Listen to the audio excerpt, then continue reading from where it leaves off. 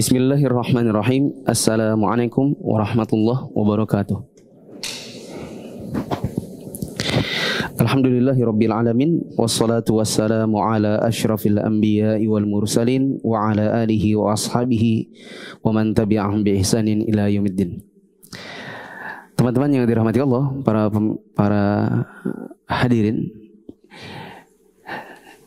pada kesempatan malam hari ini insyaallah kita akan lanjutkan kembali pembahasan kitab Shalatul Mu'min di buku yang antum pegang. Judulnya adalah Ensiklopedi Salat di jilid 1. Di pembahasan Rabu yang lalu kita sempat membicarakan tentang makna toharoh, kemudian macam-macam toharoh, ada 2 macam. Kemudian kita sempat menyinggung tentang apa itu mukallaf, apa itu hadath, apa itu najis. Kita juga sudah membicarakan tentang 3 cara bersuci untuk fisik, yaitu dengan cara berwudu, mandi, dan tayamum. Kemudian kita juga sudah membicarakan tentang air dan tanah yang dipakai untuk bersuci. Dan sempat dijelaskan sedikit tentang air apabila bercampur dengan najis dan berubah 1 dari 3, apalagi 3-tiganya, yaitu berubah warna, rasa, dan aromanya, maka air ini menjadi air najis.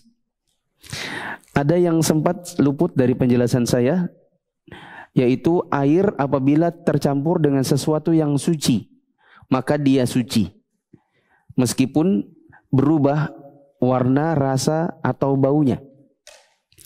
Contoh, air kemudian tercampur sedikit dengan lumpur. Ya, kadang kita misalnya menampung air di rumah, keluar dari keran itu airnya keruh. Tapi kalau didiamkan misalnya beberapa jam, nanti lumpurnya turun. Ya, sebenarnya itu air bercampur dengan lumpur, tapi lumpur itu suci. Ya, kalau kita baui atau kita cicip, ya ada sedikit rasa tanah, maka ini tidak mengubah sifatnya bahwa air seperti itu tetap suci. Contoh yang lain, teman-teman, kalau misalnya di rumah nampung air hujan dengan drum atau tandon, kemudian kadang-kadang dari atap rumah itu air hujan jatuh bersama dedaunan atau debu masuk ke tandon, ya, keluar ke bak atau ke drum dalam keadaan tidak begitu bening, ya, tetapi agak kehitaman karena bercampur dengan lumut atau daun-daun yang sudah menghitam di dalam tandon, maka air ini tetap suci. Nah, pembahasan kita di minggu lalu sampai di situ. Sekarang kita masuk dalam bab yang kedua. Saya bacakan dulu Arabnya. Al-mabahatsu tsani anwa'un najasati wa wujubu tathhiriha au zawaliha. An-najasatu hiya al-qadharatu allati yajibu 'ala al-muslimi an yatanazzaha 'anha wa yaghsila ma asabahu minha. Qala Allah Ta'ala wa thiyabaka fatahhir. Wa qala subhanahu wa yas'alunaka 'anil mahid qul huwa adhan fa'tazilun nisaa fil mahid wa la taqrabuhunna hatta yatahun fa idza tatahharna fa'tuhunna min haitsu amarakumullah innallaha yuhibbut tawwabin wa yuhibbul mutatahhirin. Nah, sampai situ dulu. Bab 2, macam najis dan kewajiban menyucikannya. Najis adalah kotoran yang harus dibersihkan dan dicuci pada bagian yang terkena olehnya. Allah Subhanahu wa taala berfirman dalam surah Al-Muddatsir ayat 4 yang artinya, dan pakaianmu bersihkanlah. Allah Subhanahu wa taala juga berfirman dalam surat Al-Baqarah ayat 222 yang artinya, mereka bertanya kepadamu tentang haid. Katakanlah, haid itu adalah suatu kotoran. Oleh sebab itu, hendaklah kalian menjauhkan diri dari wanita pada waktu haid, dan janganlah kalian mendekati mereka sebelum mereka suci. Apabila mereka telah suci, maka Stop dulu. Di situ ada perkataan apabila mereka telah suci, itu terjemahannya kurang. Yang benar adalah apabila mereka telah bersuci. Suci sama bersuci beda. Suci itu berhenti darah. Kalau bersuci itu mandi dulu. Jadi di terjemahan bukunya teman-teman dicoret atau ditambahin sedikit kata bersuci. Coba diulang. Apabila mereka telah bersuci, maka campurilah mereka itu di tempat yang diperintahkan Allah kepada kalian. Sesungguhnya Allah menyukai orang-orang yang bertaubat dan menyukai orang-orang yang menyucikan diri. 6. Penjelasan singkat. Najis itu artinya kotoran yang kita wajib untuk menghilangkannya. Allah Subhanahu wa taala mengatakan wasiyabaka fatahhir, dan pakaianmu sucikanlah. Ini dijadikan dalil oleh penulis tentang kewajiban untuk menyucikan diri dari najis. Dibawakan juga surat Al-Baqarah ayat 222 yang merupakan contoh najis, yaitu darah haid. Allah mengatakan qul huwa adza. Darah haid itu adalah kotoran. Maka tidak boleh mencampuri wanita yang sedang haid, karena darah haid itu adalah najis. Catatan sedikit saja. Tadi saya mengatakan kalau diterjemahkan di situ apabila mereka suci maka campurilah. Ini terjemahan yang kurang, karena nanti kalau disalah pahami orang mengira kalau istri sudah berhenti darah haid bisa langsung dicampuri. Yang benar Allah mengatakan faida tatoharna. Tatoharo bukan sekedar tohuro. Allah mengatakan bila mereka telah bersuci secara sengaja. Artinya tidak boleh kita mencampuri istri sebelum dia bersuci. Bersuci di sini maksudnya apa? Mandi. Nah, catatan, meskipun ini sebenarnya tidak masuk dalam bab najis ya, saya berikan catatan cepat saja. Menyetubuhi istri waktu haid dosa besar. Siapa yang menyetubuhi istrinya waktu haid, maka dia wajib bertaubat dan menyesal. Nggak boleh ketawa-ketawa kalau menceritakannya itu, ya, atau sudah terlanjur gitu. Itu harus ada penyesalan. Kemudian ada khilaf di antara para ulama apakah harus bayar kafarat atau tidak. Saya pribadi lebih condong pendapat yang mengatakan ada kafarat. Dan kafarat ini berdasarkan riwayat dari Ibnu Abbas radhiyallahu anhuma bahwa Nabi SAW ditanya fil ladzi ya'ti imra'atahu wa hiya haid, tentang orang yang menyetubuhi istrinya waktu istrinya sedang haid, maka Nabi bersabda yatasaddaqu bidinarin au nisfi dinar. Maka dia bersedekah dengan 1 dinar atau setengah dinar. Ada khilaf di antara para ulama, ada yang mengatakan terserah, boleh milih setengah, boleh milih 1 dinar. Saya pribadi lebih condong pendapat begini. Kalau istrinya disetubuhi waktu istrinya sudah habis darahnya tapi belum mandi, maka ini setengah dinar. Tapi kalau darahnya masih ada, baru 1 dinar. Ya, 1 dinar itu berapa? Jawabannya 4,25 gram emas. Nah, 1 gram emas 24 karat berapa? Anggaplah 800.000. 800.000 dikali 4,25, ya anggap aja 3.500.000.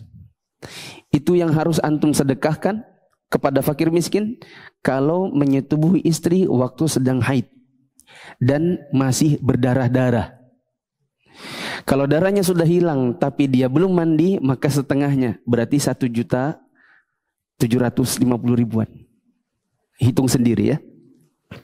Nah, maaf tadi saya tidak memberi kesempatan teman-teman untuk menulis. karena memang bukan babnya. Ya, ini cuman bab nyelip saja. Ya, bab aslinya bab najis, bukan bab persetubuhan. Oke?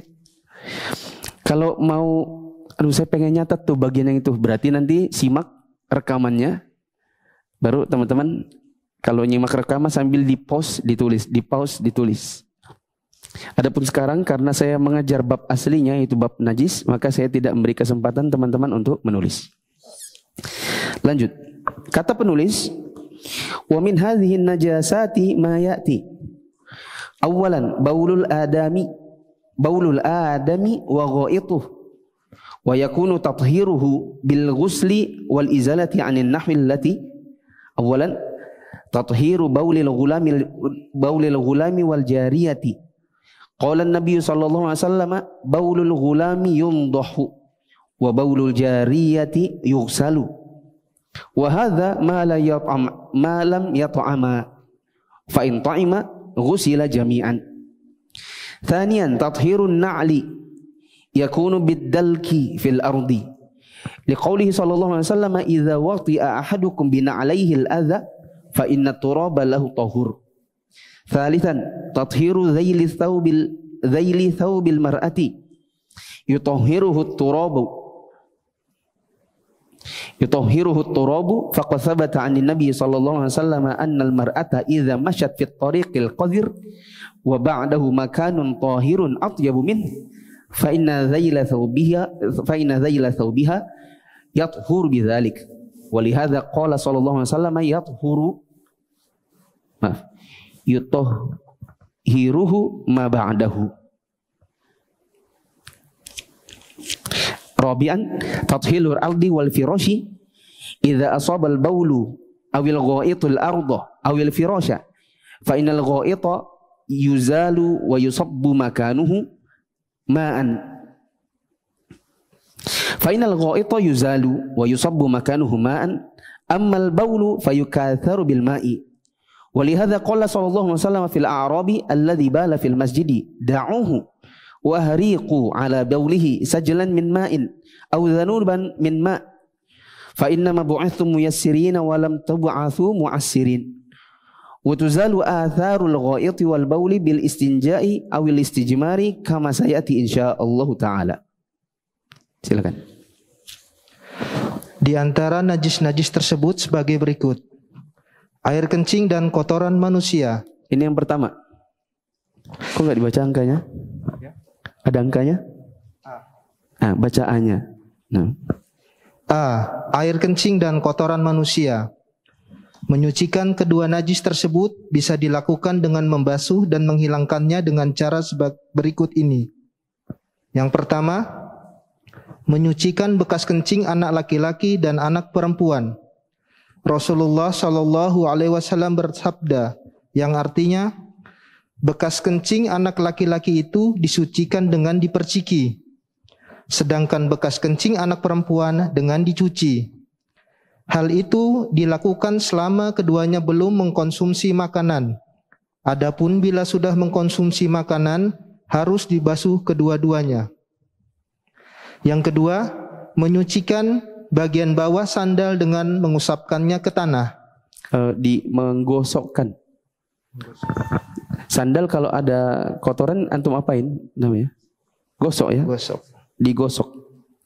Bukan cuma diusap. Digosok-gosok. Terus? Hal ini didasarkan pada sabda Nabi Shallallahu Alaihi Wasallam yang artinya, jika salah seorang di antara kalian menginjak kotoran dengan sandalnya, sesungguhnya tanah itu dapat menyucikannya.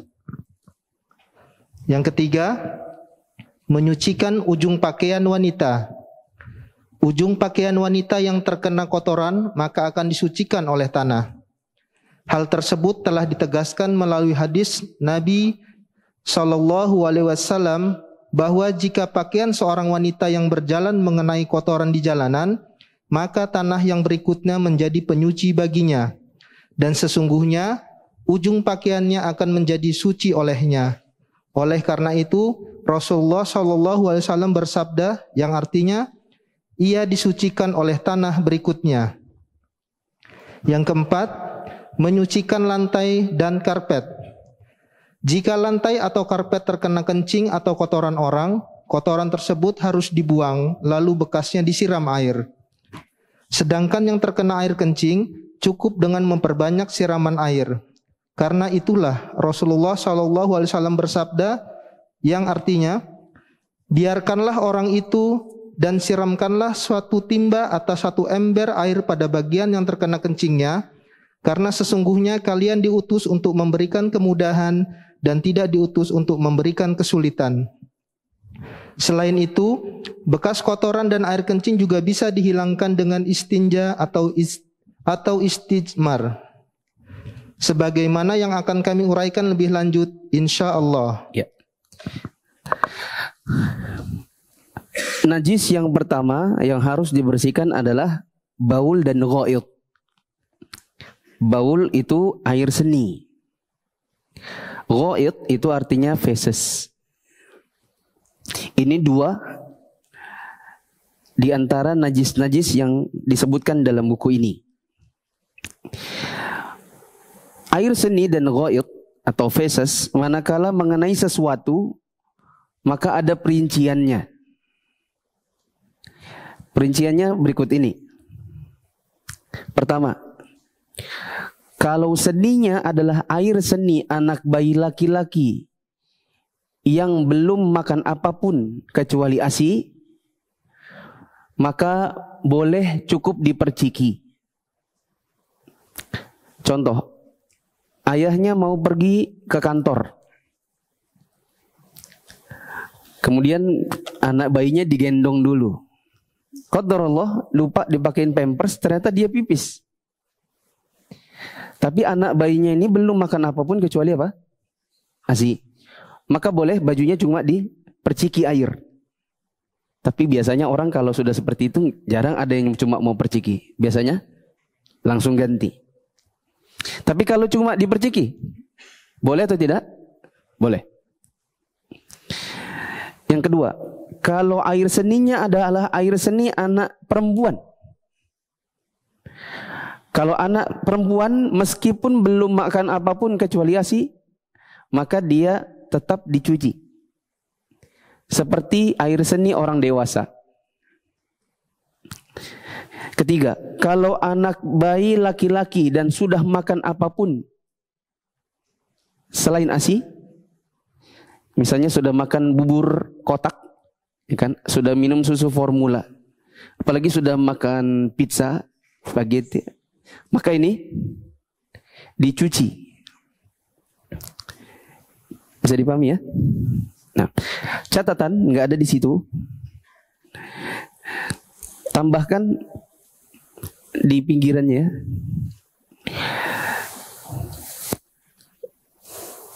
Jangan lupa soal tahnik. Tulis saja gitu dulu. Jangan lupa soal tahnik. Tahnik, TAHNIK. Anak bayi kadang-kadang kalau dia baru lahir itu ditahnik. Apa itu ditahnik, teman-teman? Hah? Dikunyahkan kurma. Sebagaimana Nabi SAW mengunyahkan kurma untuk sebagian bayi di zaman beliau. Seperti untuk anaknya Ummu Sulaim. Nabi kunyahkan. Habis dikunyah, kunyahan kurmanya itu digosokkan di langit-langit atas rahangnya. Itu namanya apa? Tahnik. Hanya saja sebagian ulama mengatakan itu dengan cara begitu, itu buat Nabi. Karena Nabi ludahnya adalah suci dan barokah. Maka yang diinginkan adalah ludahnya Nabi, bukan kurmanya. Adapun kalau bapaknya di zaman sekarang mau kunyahkan, apalagi kalau bapaknya itu mulutnya ya perokok gitu ya. Itu banyak misalnya kuman atau apalagi zaman pandemi begini, maka tidak disarankan. Bisa diganti dengan madu. Gak perlu dikunyah. Bisa juga itu kurma tidak perlu dikunyah, cukup ditumbuk. Begitu kan? Kemudian digosokkan di langitnya. Jadi nggak perlu dikunyahkan. Demikian pendapat sebagian ulama. Nah, berarti yang dimaksudkan di penjelasan di sini tadi, untuk anak bayi laki-laki yang belum makan apapun kecuali ASI, itu bukan cuma ASI, boleh juga dengan tahnik. Ya, siapa tahu ada perdebatan begini. Ini contoh ya. Ini bapaknya pas gendong dipipisi anak bayi laki-lakinya. Terus bapaknya bilang, aduh aku udah terlambat, udah diperciki aja, nggak terlalu banyak kok, diperciki. Istrinya bilang, nggak bisa, itu harus dicuci. Loh bisa dong, kan anak bayinya belum makan apapun kecuali ASI. Anak kita kan baru ASI tok. Istrinya bilang, jangan lupa waktu itu sudah ditahnik. Berarti dia sudah makan selain ASI. Pertanyaannya, tetap boleh diperciki saja atau harus diganti? Jawabannya apa? Tetap boleh. Karena tahnik termasuk yang tadi. Kata-kata belum makan apapun kecuali ASI dan tahnik. Makanya saya suruh catat apa tadi? Jangan lupa soal tahnik. Saya lanjut ya. Soalnya sebagian teman-teman kayaknya ada yang masih kecampur-campur antara tahnik ya, kemudian najis, kecampur juga sama kepikiran menyetubui istri waktu haid itu, masih terbayang-bayang gitu ya. Aduh 3.500.000 ya paling ya. Saya lanjut dulu. Nanti insya Allah di bagian akhir kita review. Berikutnya adalah kalau air seni atau feses itu kena di sendal, maka cara membersihkannya adalah cukup digosok-gosok di tanah. Tapi kalau nggak mau cukup digosok, mau dibawa pulang sekalian dicuci ya nggak apa-apa juga. Ya tapi kalau sambil jalan, ya kan mau ke masjid, terus terinjak begitu. Ini siapa nih? Ya. Kemudian sudah mau ke masjid, udah buru-buru. Maka tidak wajib untuk pulang, cukup sendalnya diapakan? Digosok-gosok. Kecuali bila sendalnya lebih kecil dari kakinya. Ya, lalu itu rupanya bukan cuma di sendal tetapi juga di kaki. Berarti itu kaki harus dicuci. Tidak bisa digosok-gosok. Berikutnya adalah bila ada najis yang kena di ujung pakaian perempuan. Tetapi di sini yang dimaksud adalah bila tanpa kesengajaan atau tanpa sepengetahuan. Ya, misalnya begini, jalan, kemudian ujung bajunya itu kena air, tapi air ini kok agak mencurigakan. Perasaan nggak ada hujan, tapi kok ada air menggenang gitu. Ini jangan-jangan ada yang pipis di sini kah atau bagaimana kah? Maka kita katakan bila dia jalan dan ujung bajunya kena debu atau tanah, maka itu sudah cukup untuk mensucikannya. Maka ummahat misalnya dari parkiran mau masuk ke masjid, itu nggak perlu roknya dipegang-pegang ujungnya, ini ada najis nggak ya? Nggak perlu. Karena sepanjang dia jalan, apalagi di atas aspal ini, itu ada tanah yang suci. Ada debu yang suci yang insya Allah mensucikan bajunya. Selanjutnya adalah apabila mengenai lantai. Apabila mengenai lantai, seperti di rumah kita anak kecil pipis atau maka si kotorannya atau najisnya cukup dibersihkan. Bisa dengan kain lap, bisa juga dengan kanebo, ya digosok, dia ambil gitu, kemudian dicuci, dilap 1 kali lagi, ibaratnya bilasan. Ya. Adapun si kainnya tentu harus dicuci setelah itu. Ini apabila lantainya lantai keramik atau lantai kayu. Bagaimana kalau lantainya ini karpet semua? Maka tidak bisa hanya dengan sekedar dilap. Sebagian orang ada yang karpetnya itu kalau dikencingi itu cuma ditimpa sama air, ditumpahkan air di atasnya, lalu dikenakan lap gitu. Itu belum menghilangkan najis. Yang harusnya dilakukan adalah karpetnya diangkat, dibawa keluar, lalu kemudian dituangkan air dari atas sehingga dia tembus ke bawah. Ini sama seperti kasur. Apabila ada anak kita misalnya dia ngompol, maka tidak bisa kasurnya hanya sekedar dituangi air segayung, seember, nggak bisa. Harusnya adalah itu kasur dikeluarkan, kemudian dimiringkan atau didatarkan, dituang di atasnya sampai tembus ke bawah, sampai airnya itu mengalir ke bawah. Ya. Wallahu a'lam. Selanjutnya, thaniyan damul haid yutahharu bid-dalki wal ghusli. Qala sallallahu alaihi wasallam fi damil haid yusibu thawba tahuttuhu thumma tarqusuhu bil ma' thumma tandahuhu thumma tusalli fihi. Thalithan ulughul kalbi fil ina'i. Qala sallallahu alaihi wasallam tahuru ina'i ahadikum idza walagha fihi al-kalbu an yaghsilaha 7 marratin ulahunna bit-turab. Wa fi riwayatin falyuriqhu al-hadits. Rabi'an ad-damul masfuh wa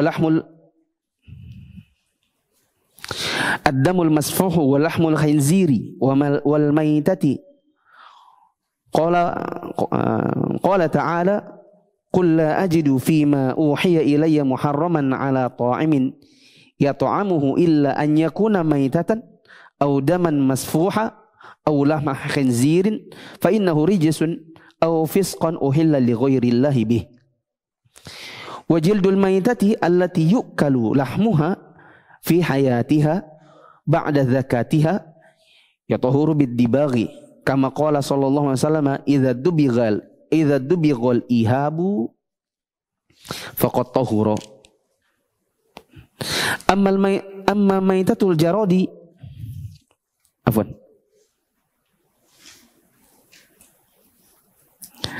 amma maitatul jaradi was-samaki faqad jaa anhu sallallahu alaihi wasallam uhilla lana maitatani wa damani ammal maitatani fal hut wal jaradu wa amma ad-damani fal kabidu wat tihal. Nah, sampai keempat dulu. Najis yang kedua yaitu darah haid. Darah haid bisa disucikan dengan cara mengusap dan membasuhnya. Dan berkenaan dengan darah haid yang mengenai pakaian seseorang, Rasul. Coba mas, sini mas. Di apa yang tadi? Darah haid? Diulang. Najis yang kedua adalah darah haid. Darah haid bisa disucikan dengan cara mengusap dan membasuhnya. Salah. Bukan diusap, tapi dikucek. Iya, nggak bisa diusap aja. Dikucek. Kalau diusap kayak apa tuh? Kalau darahnya mengering misalnya, masa cuma diusap? Kalau perlu pakai kuku itu namanya, dikukuin itu, dikrik-krik, kayak gini, tikit, untuk menghilangkan darahnya. Meskipun nanti warnanya masih ada, kan kadang darah haid itu kalau sudah lama memerah dia di baju. Dan bukan cuma diusap, tapi dikucek sambil dikletekin gitu. Ya. Lanjut. Dan berkenaan dengan darah haid yang mengenai pakaian seseorang, Rasulullah SAW bersabda yang artinya menyikat lalu menguceknya dengan air kemudian menyiramnya dan baru setelah itu boleh mengerjakan sholat dengan mengenakannya. Ya, ada kucekan di situ. Ya. Yang ketiga, jilatan anjing ke dalam bejana. Rasulullah SAW bersabda yang artinya sucinya bejana salah seorang di antara kalian jika dilihat oleh seekor anjing adalah dengan menyucinya 7 kali. Dan yang pertama kali dengan menggunakan tanah. Sedangkan dalam riwayat yang lain disebutkan, maka hendaklah dia menuangkannya. Ya, yang keempat, sampai situ dulu. Afwan, sampai situ dulu. Najis yang lain adalah darah haid. Adapun darah haid kalau kena di pakaian, ya misalnya ada sebagian akhwat yang bilang begini, ternyata yang lebih aman itu adalah bukan pakai pembalut yang ada pemutihnya. Yang lebih aman ternyata justru pakai pembalut kain yang bisa dicuci. Ya, lagian hemat. Itu tidak. Kan nggak perlu nggak perlu beli terus nanti dibuang. Belum lagi kalau masuk tong sampah, kemudian ada tukang ambil sampah, kerik-kerik dibongkar plastiknya, terus keluar ada darah haid, ya kan? Jadi sudah kurang sehat, ada unsur boros, ada unsur kotoran yang menjijikkan. Maka sebagian akhwat itu ada yang berpendapat lebih bagus ternyata pakai pembalut kain, ya, yang bisa dicuci. Nah biasanya kalau dia warnanya ada putihnya, ya kan? Kalau dia lagi nyuci, dikucek begitu, kadang masih ada warnanya. Maka yang terpenting adalah darahnya itu dikasih air, dikucek sebisanya meskipun masih tersisa warnanya. Nah, saya kira begitu saja. Intinya dikasih air, dikucek. Ya, lalu dikeringkan. Di antara najis yang lain yang ketiga di sini adalah jilatan anjing pada bejana. Hanya saja tidak dituliskan di situ, jadi teman-teman nulis sendiri. Jilatan pada bejana yang ada airnya. Yang ada airnya. Contoh, kita makan, ada kebiasaan sebagian orang habis makan, dia cuci tangan di kobokan atau airnya tangannya itu dicuci di atas piringnya. Betul ya? Jadi nanti sisa piringnya itu setelah makan ada sisa cucian tangannya. Anggap aja misalnya karena rumahnya kecil atau rumahnya baru dibikin atau bagaimana lah. Jadi itu cucian piring ditaruh di luar. Ternyata lewat anjing kampung. Kemudian dijilatinya. Nah ini baru masuk babnya. Bab namanya wulughul kalbi fil ina. Yaitu bila anjing itu menjilat-jilati bejana yang ada airnya. Dan ini tidak masuk apabila yang dijilati itu kering. Contoh teman-teman ke pasar. Ada anjing kampung. Rupanya dia nempel-nempel sambil jilatin celana. Nah enggak masuk babnya, enggak sama. Cara membersihkannya enggak sama. Kalau yang dijilati cuma celana kering, maka ini kayak nyuci biasa. Sedangkan dalam yang disebutkan di buku ini adalah menjilati bejana yang ada airnya. Bagaimana cara mensucikannya? Jawabannya adalah harus dengan 7 kali bilasan. Dan disebutkan di sini diawali dengan tanah. Saya katakan tidak harus pertama.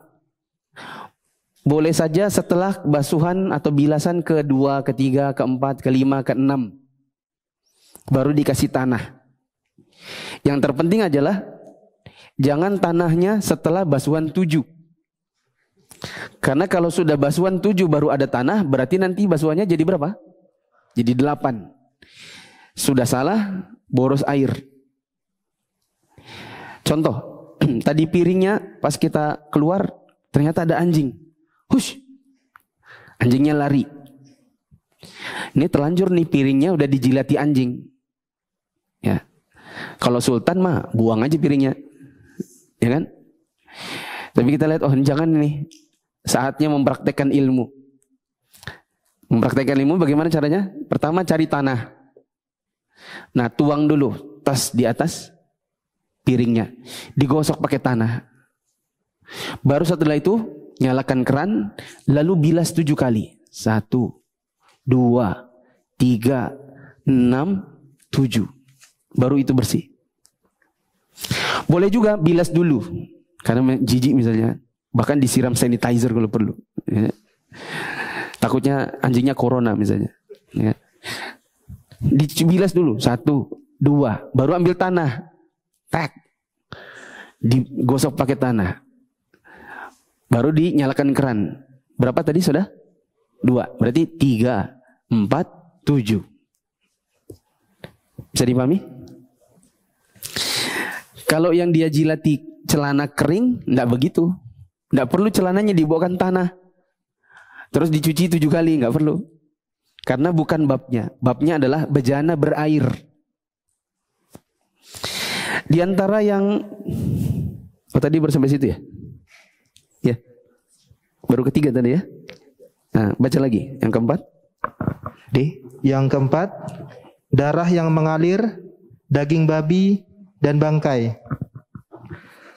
Allah Azza wa Jalla berfirman dalam surat Al-An'am ayat 145 yang artinya, katakanlah, tiadalah aku peroleh dalam wahyu yang diwahyukan kepadaku suatu yang diharamkan bagi orang yang hendak memakannya, kecuali kalau makanan itu bangkai atau darah yang mengalir atau daging babi, karena sesungguhnya semua itu kotor, atau binatang yang disembelih atas nama selain Allah.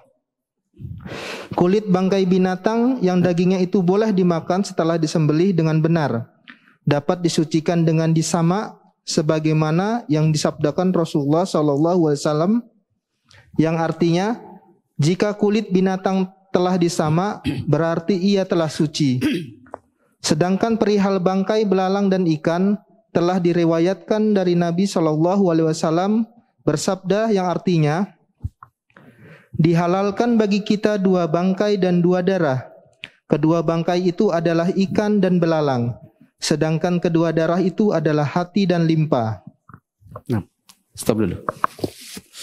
Yang juga merupakan najis adalah darah. Darah di sini maksudnya darah mengalir. Seperti orang kurban, maka darahnya binatangnya itu termasuk najis. Adapun darah manusia yang tidak bisa dihindari, seperti luka sedikit, maka ini tidak najis. Begitu juga luka yang memang menganga dan terus mengalir darahnya, maka ini juga bukan najis. Sebagaimana para sahabat di zaman dahulu, mereka berperang dan diriwayatkan mereka tetap sholat meskipun luka-lukanya menganga. Adapun darah nyamuk, darah kita yang sudah keluar dari kita sudah masuk ke perut nyamuk. Ya, rupanya dia kekenyangan, tidak bisa terbang. Kita pencet, pecah dia. Lagi sholat lagi ya. Maka ini dimaafkan karena jumlahnya sangat sedikit. Termasuk najis adalah daging anjing. Apa nih? Daging babi. Ya najis juga anjingnya. Termasuk juga yang merupakan najis adalah bangkai. Dan segala sesuatu yang disembelih untuk selain Allah. Seperti kambing mati tapi matinya kesetrum. Kenapa? Kambing mati tersetrum. Maka ini bangkai. Ada orang mau kurban, lagi digiring-giring gitu, ditanduk dia sama kambingnya, lalu kambingnya lari. Masuk jalan raya, ditabrak mobil, mati seketika. Maka ini bangkai. Meskipun disembelih, kalau dia memang langsung mati, maka ini bangkai. Tidak bisa dimakan, dan ini bangkai. Tapi bangkai seperti ini boleh diambil kulitnya, asalkan disamak. Dengan syarat, si bangkainya ini kalau dia hidup dan disembelih halal. Ayo kita tebak-tebakan dulu. Kambing kalau disembelih waktu hidup halal atau enggak? Nah ini bangkainya kalau disamak kulitnya suci. Samak itu tanya aja tukang samak. Ya, pokoknya disamak. Jadi itu kambing yang mati, itu boleh dibawa pulang, tapi nggak bisa dimakan. Boleh mungkin hanya sekedar diolah lalu dikasih ke hewan-hewan. Tapi kita nggak boleh makan karena sudah bangkai. Sedangkan kulitnya boleh diambil, disamak. Nanti dia jadi suci. Kucing, kalau disembelih, dimakan halal? Anda boleh. Berarti kulit kucing kalau disamak suci atau enggak? Ya, sebenarnya dia bangkai. Ya, enggak bisa diambil. Anjing, kalau disembelih, bismillah. Nah, boleh dimakan? Enggak boleh. Berarti meskipun dia disamak, kulitnya enggak suci. Babi, nah kata ahli persamakan, babi nggak bisa disamak. Kalau disamak kulitnya hancur. Nah, kasihan babi, sudah haram, kulitnya nggak bisa disamak lagi. Nah, sapi, kalau disembelih halal tidak? Halal. Maka kalau dia misalnya mati dalam keadaan tersetrum atau mati dalam keadaan tertabrak, tergenang, tenggelam, kalau diangkat kulitnya disamak, suci atau tidak? Suci. Ya, jadi kalau bangkai tapi aslinya dia adalah hewan yang halal dimakan, maka bisa disamak supaya suci. Adapun yang memang dari sononya tidak suci, ya berarti tidak bisa disamak. Kalaupun disamak nggak suci. Contoh daging harimau, kulit harimau, kulit ular. Ada orang pakai dompet kulit ular, nggak bisa. Ya, karena itu memang sunnah dibunuh. Dan kalau sunnah dibunuh haram dimakan. Nah, di sini ada pengecualian, kecuali untuk bangkai ikan dan belalang. Bangkai ikan dan belalang hukumnya adalah halal. Sebagaimana hati dan limpa itu halal untuk dimakan.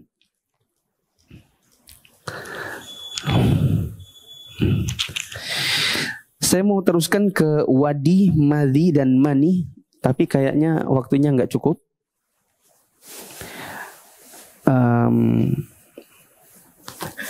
Berapa menit lagi tuh azannya? Dari sini nggak kelihatan soalnya. 3 menit. Oh gini aja, kita lanjutkan. Nanti pas azan isya, azan dulu. Setelah azan kita review baru sholat. Review cepat. Berarti nggak ada tanya jawab ya. Baik, sekarang yang kelima. Saya untuk menghemat waktu nggak usah bacakan Arabnya. Silakan. Najis yang kelima, wadi. Wadi adalah cairan putih, pekat, dan agak keruh yang keluar setelah buang air kecil atau kencing.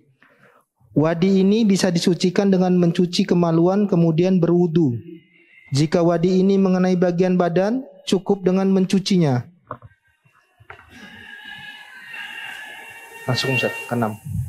Langsung lanjut. Ya. Yang ke-6, madhi. Madhi. Mazi. Itu pakai dal ya. Kalau yang tadi wadi pakai dal. Oh, madhi. Yang ke berikutnya adalah madhi. Madhi. Yang ke-6 adalah madhi. Madhi adalah cairan putih dan kental yang keluar pada saat memikirkan hubungan badan atau pada saat bercumbu. Madhi ini termasuk najis yang agak sulit dihindari sehingga diberikan keringanan dalam menyucikannya. Oleh karena itu, barang siapa yang terkena madhi,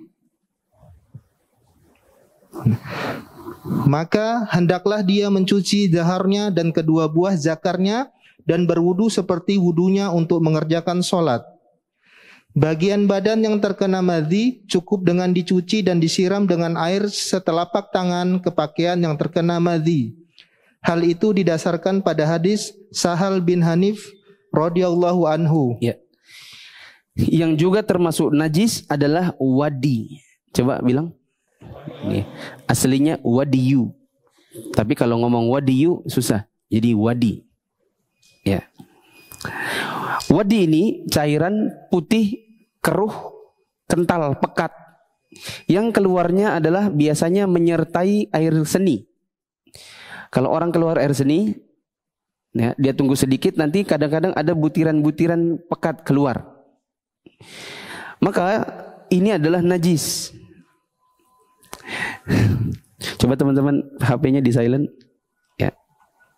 Dan menurut saya notifikasi azan Isya enggak perlu. Perlukah? Apalagi kalau di masjid kan? Ya enggak perlu ya. Yang perlu notifikasi itu azan subuh. Ya kan? Buat bangunin. Azan maghrib buat buka puasa. Ya, adapun Isya saya rasa mungkin enggak perlu.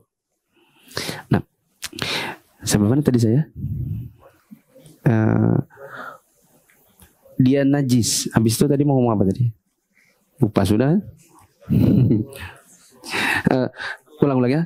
Dia putih, pekat, kental, keluarnya mengiringi seni. Oh ya, saya ingat. Kadang-kadang keluarnya waktu sujud. Sebagian orang ada yang berkata, saya Ustadz punya kebiasaan kalau pas sujud, kalau wudunya itu ada buang air seni, terus pergi ke masjid, itu kadang sujud pertama itu ada yang keluar. Ya.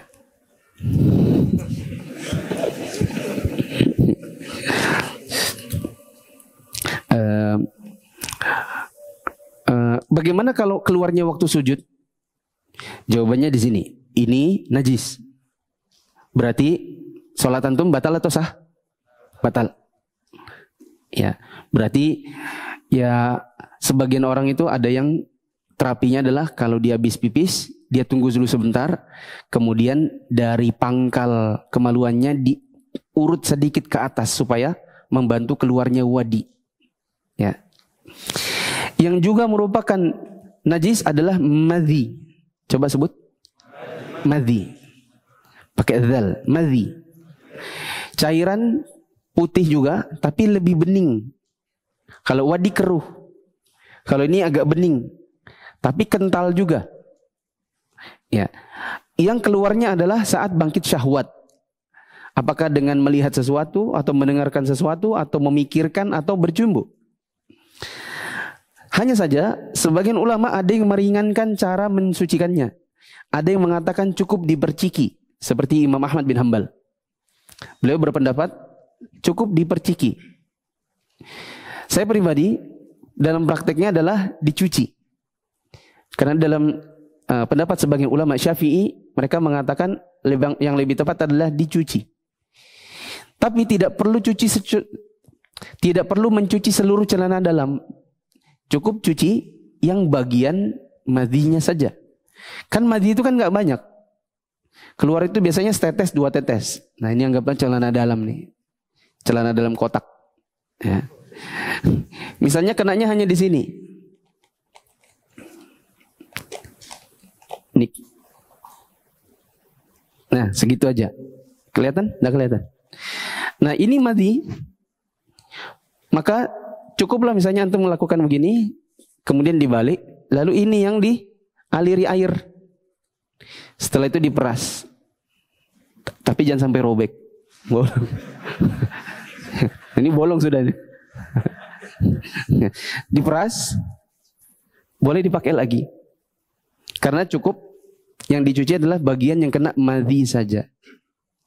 Ya sebagaimana air seni, sebagaimana air wadi. Kita review, saya bertanya, jamaah yang menjawab. Kalau kita BAK, itu yang najis apanya? Apa yang najis? Air seni. Kalau kita BAB yang najis apanya? Feses. Adapun kitanya namanya apa? Berhadas. Masih ingat minggu lalu ya? Kitanya berhadas. Si kotorannya namanya apa? Najis. Baik. Anak bayi laki-laki cuma nyusu. Kotorannya boleh diperciki saja atau harus dicuci? Hah? Boleh diperciki saja. Anak bayi laki-laki cuma nyusu dan pernah ditahnik, boleh diperciki atau harus cuci? Boleh perciki. Anak bayi laki-laki suka makan spaghetti, air seninya harus cuci atau boleh diperciki? Cuci. Anak perempuan cuma nyusu, cuci atau diperciki? Cuci. Kalau anak perempuan nggak ada beda. Apakah sudah makan sesuatu ataukah baru nyusu, sama. Type. Orang dewasa. Orang dewasa sudah lewat ya. Nah. Sandal kena kotoran anjing. Diapakan? Minimal diapain? Minimal digosok. Kalau kena kaki juga? Cuci. Sandalnya boleh digosok, kakinya harus cuci. Kalau pakaian wanita yang bagian ujung itu cukup dengan apa? Dengan tanah yang suci saat dia berjalan. Kalau lantai keramik ada air seninya anak kita, harus diapakan? Dilap. Cukup dilap saja? Tidak bisa, harus dibilas. Ya, tambahin air, dilap lagi sampai hilang najisnya. Kalau karpet kena air seni, diangkat. Habis diangkat diapain? Disiram sampai airnya ngalir ke bawah, keluar. Anjing menjilat kobokan. Kobokannya diapakan supaya suci? Dicuci. Berapa kali bilas? Harus harus diselingi dengan apa? Haruskah tanahnya pertama atau boleh diselingi? Boleh diselingi, tapi nggak boleh ya? Jangan yang bagian akhir, yaitu setelah bilasan ke-7. Kambing mati tercekik, halal atau tidak halal? Tidak halal. Jadi apa yang bisa dilakukan? Kulitnya boleh disamak. Kalau sudah disamak suci atau tidak? Kalau kulit harimau disamak, kulit anjing disamak, tidak suci. Air keruh kental setelah seni, namanya apa? Hah? Wadi. Kalau air bening kental keluarnya belum selesai, keluarnya setelah jima. Belum sampai babnya ya. Nah, kalau pengantar jima namanya apa? Madhi. Madhi. Yang sebagian ulama membolehkan diperciki saja itu wadikah, madhikah, atau manikah? Ya? Madhi. Ya. Kalau wadi diapain? Cuci. Istri belum mandi, haidnya berhenti tapi belum mandi, boleh disetubui atau tidak? Kalau disetubui, berdosa.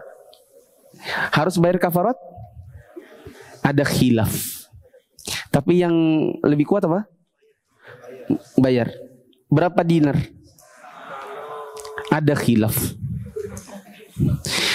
Bagaimana khilafnya? Saya tadi bilang, coba bab ini saya review sendiri ya, teman-teman mendengarkan. Istri masih berdarah-darah, haram, dosa besar. Apakah ada kafarat? Ada khilaf. Tapi yang benar kafarat. Istri sudah nggak ada darah, tapi belum mandi. Apakah boleh dijima? Nggak boleh. Dosa juga. Apakah ada kafarat? Ada khilaf. Oke, kita ambil yang ada kafarat. Berapa kafaratnya? Ada khilaf lagi. Sebagian ulama mengatakan berdarahkah, nggak berdarahkah, tapi belum mandi, boleh milih. Kalau mampu 1 dinar, kurang mampu 1/2 dinar. Sebagian ulama merincinya. Kalau masih berdarah 1 dinar. Kalau nggak ada darah tapi belum mandi 1/2 dinar. Ini pendapat Ibnu Abbas bahkan. Dan saya lebih condong ini pendapat Ibnu Abbas. Oke, 1 dinar berapa gram? 4,25. Nah, hitung sendiri ya, buat yang pernah. Hitung sendiri, 1 dinar atau 1/2 dinar. Ya, kapan antum melakukannya? Apakah berdarah tidak? Kali 4,25 atau kali 1/2, kali berapa ratus ribu? Nah, itu yang disedekahkan.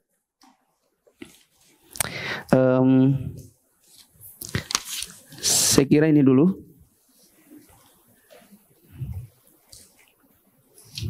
Oh ya, untuk anjing menjilat yang ada kewajiban 7 kali bilas itu menjilati apa? Bejana yang ada airnya. Adapun menjilati pakaian kering, ini cuci biasa. Baik, mungkin ini dulu. Enggak ada tanya jawab ya. Subhanakallahumma wa bihamdika asyhadu an la ilaha illa anta astaghfiruka wa atubu ilaik. Wassalamualaikum warahmatullahi wabarakatuh.